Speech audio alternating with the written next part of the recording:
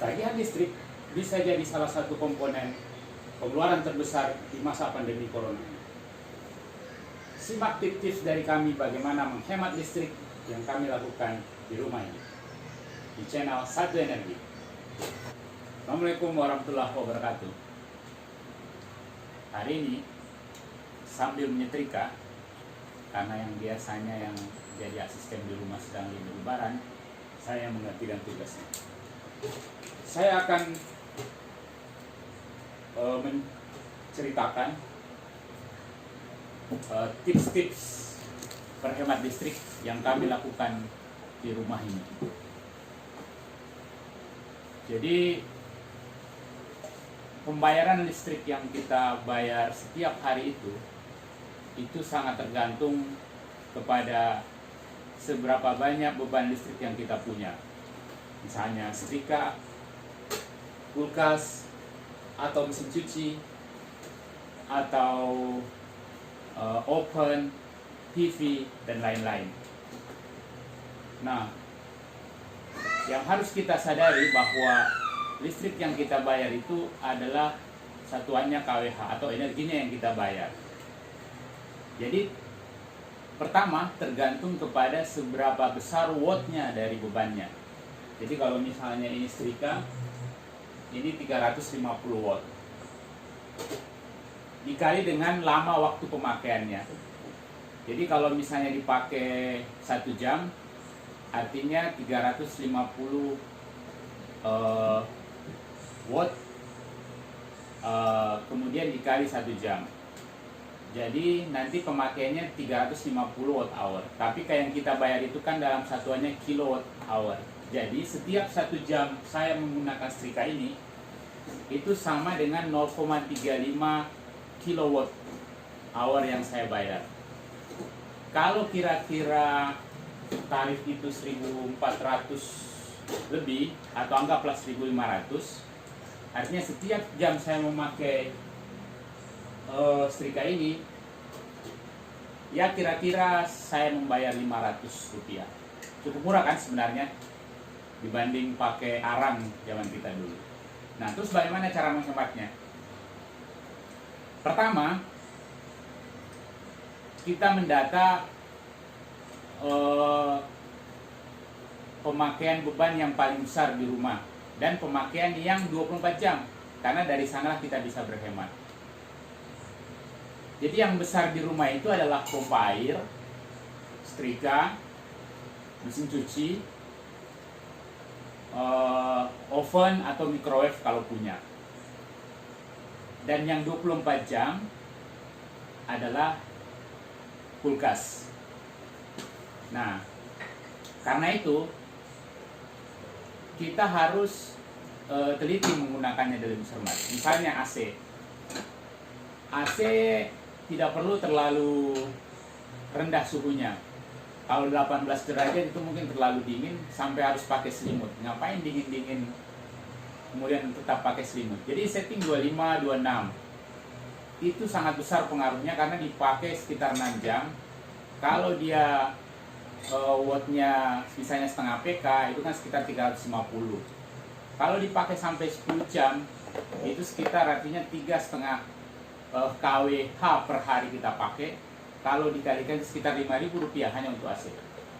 Kemudian setrika. Setrika ini kan 350 watt ya.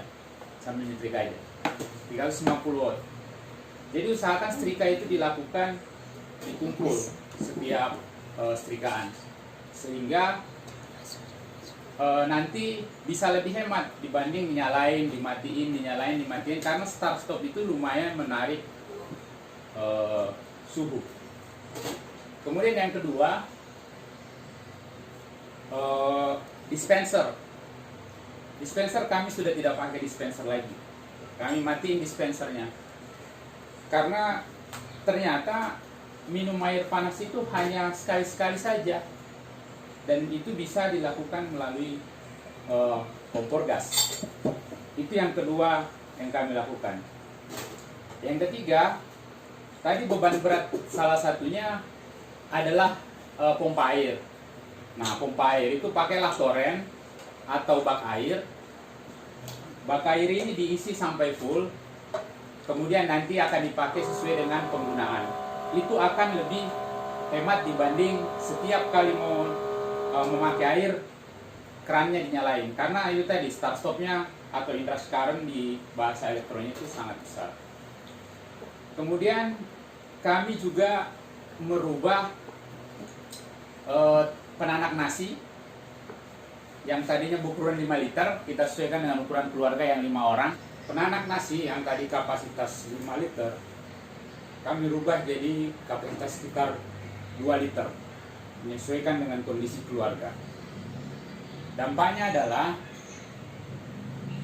nasi tidak perlu bertahan lama sampai lebih dari 1 hari, sehingga harus dipanaskan melalui penanak nasi. Dan juga yang kedua adalah watt yang ditarik itu jauh lebih kecil, karena tadi kapasitasnya lebih kecil. Jadi ini boleh juga Anda coba. Kalau misalnya tadinya kapasitas 5 liter padahal jumlah keluarganya lebih sedikit, dirubah saja jadi kapasitas yang lebih kecil, 2 liter. Kemudian selanjutnya, tadi kulkas itu kan dipakai 24 jam. Nah, karena kulkas ini dipakai 24 jam, pakailah kulkas dengan teknologi inverter yang bisa menyesuaikan dengan bebannya. Jadi inverter ini bisa melihat kapan perlunya untuk menarik beban tinggi, kapan menyesuaikan dan menurunkan putaran mesinnya. Makanya inverter itu bisa lebih hemat dibanding dengan yang konvensional. AC juga begitu. Jadi AC yang inverter juga punya fitur menghemat energi, sehingga energi yang dipakai itu disesuaikan dengan kondisi ruangannya. Jadi dia tes suhunya, ada sensornya, dari sensor itu ada kontrol yang nanti akan mengontrol seberapa banyak energi yang perlu atau daya yang ditarik dari listrik. Kemudian lampu luar yang biasanya untuk penerangan malam hari teras itu pakai sensor, jadi akan otomatis nyala di malam hari dan juga mati di siang hari. Itu sensornya banyak yang dijual di pasaran. Nah, selain itu, gunakan lampu LED atau lampu hemat energi